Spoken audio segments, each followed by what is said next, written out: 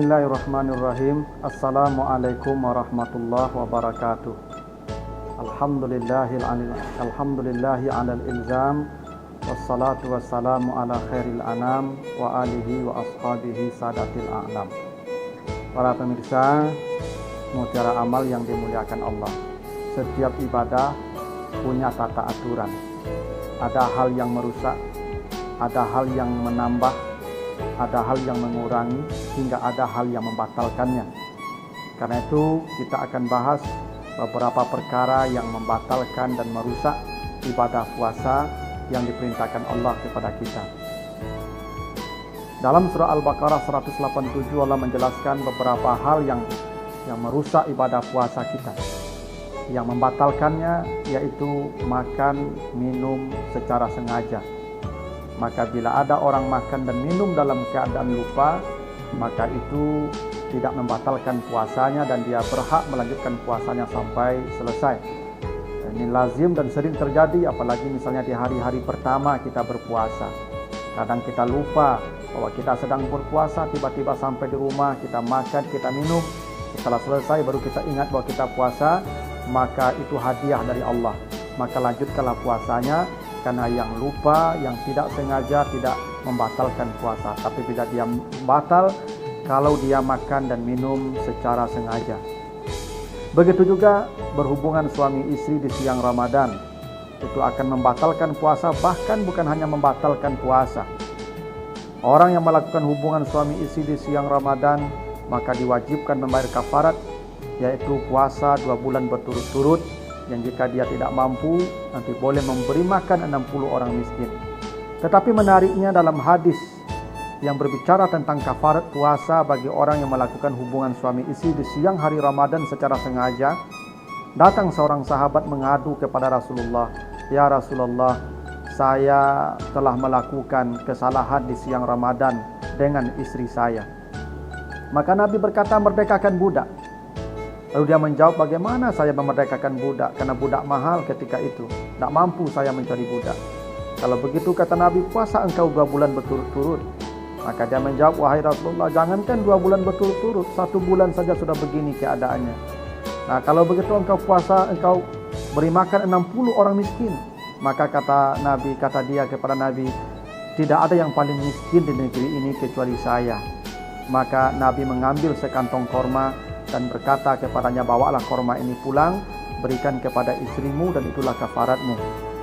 Nah, hal itu menunjukkan bahwa ketika terjadi pelanggaran di siang hari Ramadan oleh suami istri, maka yang wajib membayar kafarat hanya suami.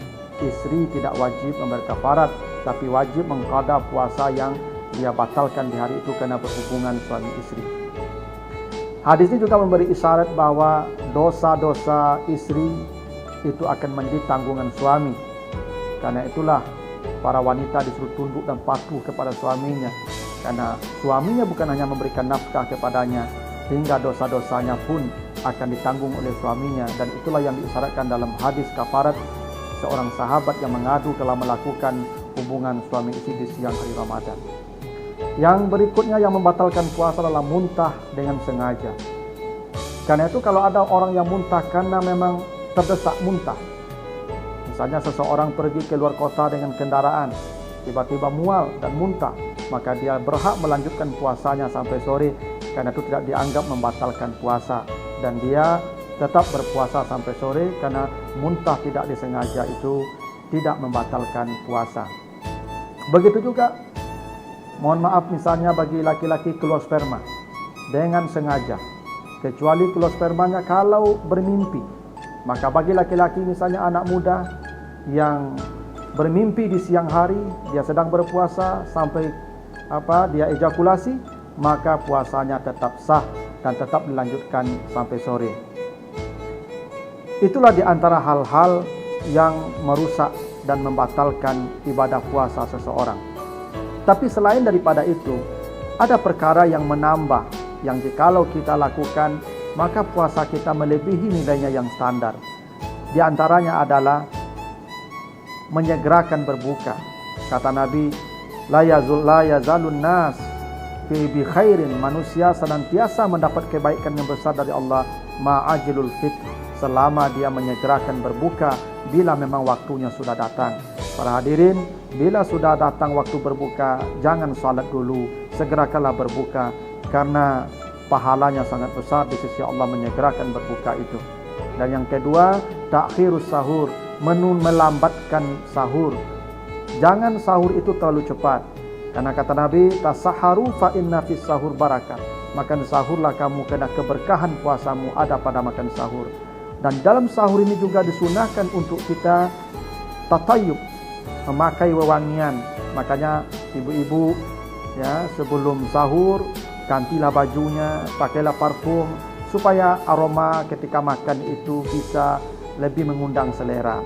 Daripada kita makan dengan kondisi baju yang tidak diganti, aroma badan yang mungkin tadi malam sudah berkeringat, lalu selera makan berkurang karena memang bangun tidur, maka disunahkan ketika itu kita mengganti baju dan memakai wewangian supaya menambah semaraknya kita makan sahur. Di samping itu, di malam-malam Ramadan kita diperintahkan untuk memperbanyak ibadah kepada Allah. I'tikaf seperti yang tadi kita bicarakan, ada membaca Al-Quran, ada sedekah di siang hari, maka semua itu adalah perkara yang menambah ibadah puasa kita. Dan jangan lupa ada satu amal yang spesial untuk bapak-bapak. Apa itu? At-tawassu 'alal ayyal. Dalam beberapa kitab fikih disebutkan salah satu amal spesial bagi suami di bulan Ramadan adalah menambah belanja dapur untuk istrinya. Jadi kalau bapak-bapak biasanya kasih uang belanja 4 juta satu bulan, maka Ramadan dikasih 8 juta, dilipatkan supaya ibu-ibu bisa menambah perbelanjaannya di selama bulan Ramadan, dan itu menambah kebaikan-kebaikan selama bulan Ramadan. Itulah di antara hal-hal yang merusak dan hal-hal yang menambah ibadah puasa kita selama Ramadan. Dan mudah-mudahan dengan pengetahuan seperti itu, kita tidak hanya mendapat pahala yang standar, tapi mendapat pahala yang melebihi batas yang dijanjikan oleh Allah. Semoga ada manfaatnya. Wassalamualaikum warahmatullahi wabarakatuh.